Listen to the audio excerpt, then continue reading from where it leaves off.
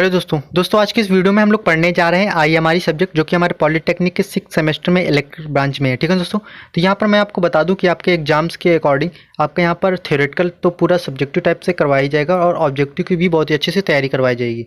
ठीक है ना दोस्तों, तो सबसे पहले ये जो हमारे दूसरा चैप्टर चल रहा है, फर्स्ट चैप्टर को मैंने बहुत ही अच्छे से कंप्लीट कर दिया। तो यहाँ पर हम लोग बात करते हैं मोटर कंट्रोल सेंटर की। तो सिंपल सा सेंटर का मतलब क्या होता है, केंद्र होता है। आप इसके जो हेडिंग है इससे भी आप पता लगा सकते हैं कि एक्चुअली में मतलब क्या है इसका। तो देखिए, सेंटर का मतलब केंद्र होता है, कंट्रोल का मतलब नियंत्रित करने वाला, और मोटर का मतलब मोटर, यानी कि मोटरों को कंट्रोल करने वाला सेंटर। अब सपोज अगर आपने देखा होगा कि जो हमारी फैक्ट्री होती है, वहाँ पर फैक्ट्री में कोई एक मशीन तो लगी नहीं होती, वहाँ पर बहुत सारी मशीनें लगी होती हैं। और वहाँ पर इस वजह से वहाँ पर ऐसा नहीं होता कि इस मशीन का कंट्रोल ये है, फिर इस यहाँ पर है, यहाँ पर अगर हर एक मशीन का अलग अलग कंट्रोल होगा तो वहाँ पर जो उसके जो ऑपरेटर होंगे तो बहुत सारे होंगे।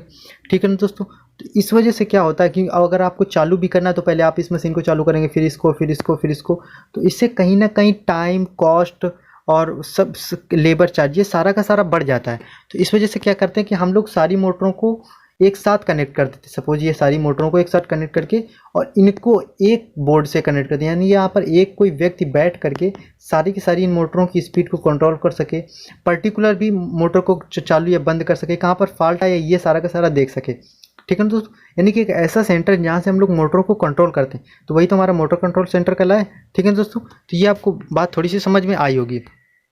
अब यहाँ पर मैं बात करता हूँ सिंपल सी कि इसके थ्योरी में बात करता हूँ कि जो हमारी एमसीसी का मतलब क्या होता है, मोटर कंट्रोल सेंटर। विभिन्न उपयंत्रों का समूह होता है। विभिन्न उपयंत्रों का मतलब यहाँ पर जो हमारी जो मोटर कंट्रोल सेंटर होगा वहाँ पर क्या क्या होगा। अगर वहाँ पर कोई मतलब मोटर लगी है तो अगर हमारे जो उसमें पैनल पे क्या क्या लगा है, अमीटर लगा होगा, वोल्ट मीटर लगा होगा, वॉट मीटर लगा होगा, जैसा एनर्जी मीटर लगा होगा। ठीक है दोस्तों, स्टार्टर लगे होगी, ये सारे के सारे लगे होते हैं। तो एमसीएस यानी कि मोटर कंट्रोल सेंटर विभिन्न उपयंत्रों का एक समूह है जिसके द्वारा विभिन्न मोटरों को स्टार्टर की सहायता से, अब वो स्टार्टर कोई भी हो सकता है, ड्यूएल हो सकता है, स्टार डेल्टा हो सकता है, से कंट्रोल किया जाता है। बस बार तथा अन्य कंट्रोल उपयंत्रों का कार्य विद्युत मोटरों के ऑपरेशन को कंट्रोल करना तथा इन सभी उपयंत्रों को एक पैनल पर लगाया जाता है। क्या किया जाता है यहाँ पर जैसे बस बार तथा अन्य कंट्रोल उपयंत्रों का कार्य मोटरों के ऑपरेशन को कंट्रोल करने में लगाया जाता है। इन सभी उपयंत्रों को एक पैनल पर लगाया जाता है। अब क्या करता है, अब इसकी जो मोटर कंट्रोल सेंटर की क्या क्या विशेषताएं होती है मैंने पहले ही बता दिया कि एक तो सिंपल सा है, चलाने में आसानी, नहीं अगर बहुत सारी मशीनें तो उनको चलाने में बहुत आसानी होती है। दूसरा पॉइंट है टिकाऊ, यानी कि इससे कहीं ना कहीं मतलब टिकाऊ भी है, खुरचने या रगड़ने में कोई प्रभाव नहीं पड़ता है, ग्राहकों की क्रय संभावना अधिक है, झटका वगैरह नहीं लगे, यानी कि हर एक प्रॉपर मतलब कहीं ना कहीं अगर थोड़ा सा भी प्रॉब्लम हुई तो आप एक जगह से सारा का सारा कंट्रोल कर सकते हैं।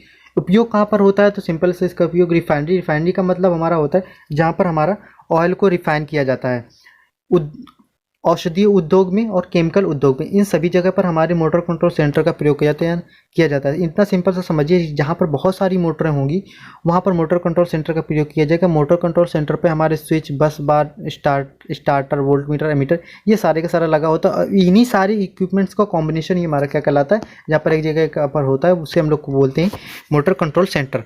अब आता है हमारा power control centre. Power control centre का मतलब सिंपल सा होता है जहाँ से हम लोग पावर को कंट्रोल करते हैं, यानी कि जैसे अगर कोई फैक्ट्री है तो आपने सिंपल सा देखा होगा कि एक क्या होता है कि एक जगह एक ऐसी होती है जहाँ से क्या कहते हैं कि पूरी फैक्ट्री को लाइट को ऑन ऑफ सब कुछ कर सकते हैं। ठीक है दोस्तों, तो उसे हम लोग पावर कंट्रोल सेंटर बोलते हैं। तो पावर कंट्रोल सेंटर का जो होता है वो अलग अलग उद्योगों में उपयोग किया जाता है। ठीक है दोस्तों, यानी कि पावर कंट्रोल सेंटर का अलग अलग उद्योगों में उपयोग किया जाता है। इसका उपयोग वोल्टेज तथा प्रतिघाती शक्ति यानी कि रिएक्टिव पावर को सुपरवाइज व कंट्रोल करने के लिए किया जाता है।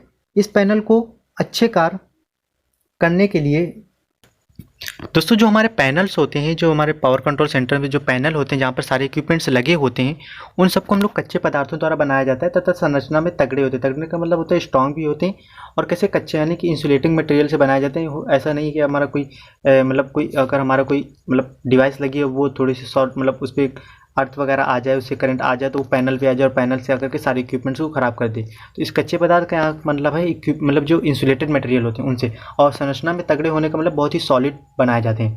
इससे क्या होता है कि जंग नहीं लगता है, मतलब सिर्फ इंसुलेटिंग मटेरियल में जंग तो लगेगा ही नहीं, कहीं ना कहीं संरचना में पुष्ट होते हैं यानी कि स्ट्रांग होते हैं और झटका नहीं लगता है। क्यों? क्योंकि वो हमारे सिंपल से इंसुलेटिंग मटेरियल का बना हुआ है। अब हमारे से यहाँ पर बात करते हैं कि जो मीडियम वोल्टेज डिस्ट्रीब्यूशन पैनल्स होते हैं, यानी कि जो मीडियम वोल्टेज यानी कि मध्यम वोल्टेज वितरण पैनल का जो कार्य होता है वो पावर का वितरण करना, देखभाल करना, पावर को मैनेज करना, ये सारा का सारा कार्य होता है। क्या होता है, जो हमारे मीडियम वोल्टेज डिस्ट्रीब्यूशन पैनल्स होते हैं उनका काम क्या होता है, पावर का वितरण करना, देखभाल करना तथा पावर को मैनेज करना, ये ताकि दी गई सुविधा तथा ऑपरेशन का सही प्रयोग किया जा सके। इन पैनलों के द्वारा विश्वसनीयता यानी कि रिलायबिलिटी, इफिशिएंसी और सिक्योरिटी ये सुरक्षा, यानी कि ये सारी की सारी हमारी क्या हो जाती है, बढ़ जाती है। यानी कि वोल्टेज, जो voltage distribution, medium voltage distribution होता है, ये सारे के सारे, इससे सारी चीज़ें बढ़ जाती है। विश्वसनीयता, दक्षता, सुरक्षा, ये सारा का सारा बढ़ जाता है। काम क्या होता है, देखभाल करना, पावर को मैनेज करना, ये सारा का सारा। अगर हम लोग भंडारण की बात करें तो अगर मोटर ट्रांसफार्मर का संस्थापन तुरंत नहीं किया जाता है तो भंडारण के लिए यहाँ पर सिंपल से प्रोसेस अपनाई गई। यानी कि जहाँ पर कहीं कहीं ऐसा होता है कि मोटर को एक्स्ट्रा में भी हम लोग, जो बड़ी बड़ी फैक्ट्रियाँ होती हैं वहाँ पर एक दो मोटरों को एक्स्ट्रा में रखते हैं कि अगर कहीं पर अगर कोई मोटर ख़राब हो जाए तो वहाँ पर हमारा प्रोडक्शन ना रुके। तो जो स्टोरेज होता है उसको कैसे किया जाता है, ये सारे के सारे पॉइंट्स यहाँ पर मेंशन किए गए। बहुत ही मोस्ट इंपॉर्टेंट पॉइंट्स हैं। प्लीज़ वीडियो को प्लीज़ आप पूरा देखिए, बहुत ही अच्छे से समझिएगा, ठीक है दोस्तों। तो अगर मोटर का संस्थापन तुरंत नहीं किया जाता है तो भंडारण के लिए निम्न प्रक्रिया अपनाई जानी चाहिए। मोटर या ट्रांसफार्मर को साफ या सूखे वातावरण में रखना चाहिए। मोटर को महीने में कम से कम एक बार हाथ से घुमाना चाहिए, अन्यथा बेयरिंग की सतह पर क्या पड़ जाते हैं, गड्ढे पड़ जाते हैं। अगर मोटर को लंबे समय के लिए भंडारण करना है तो बेयरिंग की ग्रीस को साफ करना चाहिए तथा तेल की पतली परत चढ़ानी चाहिए ताकि नमी का प्रभाव ना पड़े। इसका चौथा पॉइंट है कि अगर हमारे ट्रांसफार्मर लंबे समय के लिए भंडारण करना है तो टैंक को खाली कर देना चाहिए तथा टैंक के अंदर कम दाब पर नाइट्रोजन गैस भर देनी चाहिए। तो ये जो चारों पॉइंट्स, ये बहुत ही मोस्ट इंपॉर्टेंट पॉइंट्स है। पहला तो अगर आप सिंपल से ये बताया गया है कि जैसे ट्रांसफार्मर, मोटर, इनको सूखे स्थानों पर रखना चाहिए, ठीक ना। मोटर को अगर महीने में कम से कम एक बार हाथ से घुमा देना चाहिए। उस पर अगर बहुत ही ज़्यादा लंबे समय तक आप मोटर वगैरह को रख रहे हैं तो वहाँ पर ग्रीस वगैरह नहीं, सिंपल सी ऑयल की जो होता है, ऑयल का इंसुलेशन देना चाहिए।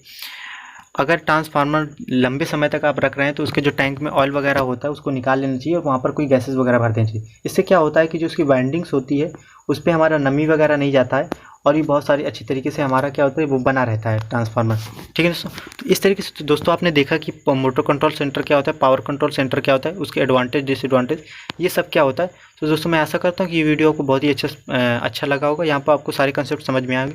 अगर दोस्तों को कोई भी कंसेप्ट आपको नहीं समझ में आ रहा है तो प्लीज़ आप कमेंट्स करके बता दीजिएगा, मैं उसको समझाने की पूरी कोशिश करूँगा। तो दोस्तों मैं आपको यहाँ पर बता दूँ, यहाँ पर IMRE subject, UEET, EDD section, सभी सब्जेक्ट को बहुत ही अच्छे से कंप्लीट करवाया जाएगा यहाँ पर, ठीक है। और ऑब्जेक्टिव को भी बहुत ही अच्छे से, ताकि आपकी बहुत ही अच्छे एग्जाम की प्रिपरेशन हो सके।